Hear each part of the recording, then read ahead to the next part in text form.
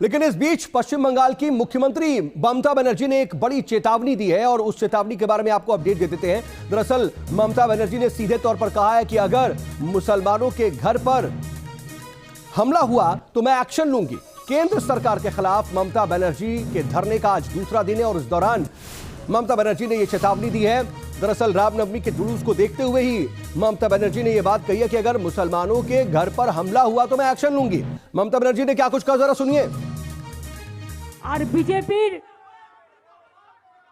গুন্ডারা একজন গুন্ডা বলছেন, টিভিতে রেকর্ড আছে, রামনবমীর দিন যা অস্ত্র পাবো নিয়ে বেরোবো, দেখবো কে কি করতে পারে।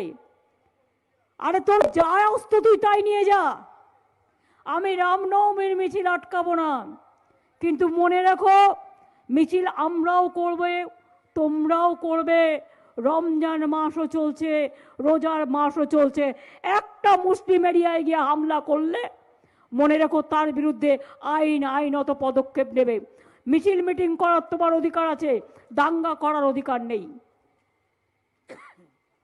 আমি সবাইকে বলবো শান্তিতে অন্নপূর্ণা পূজা পালন করুন, রামনবমী পালন করুন, রমজান মাস পালন করুন, আইন হাতে তুলে নেবেন না।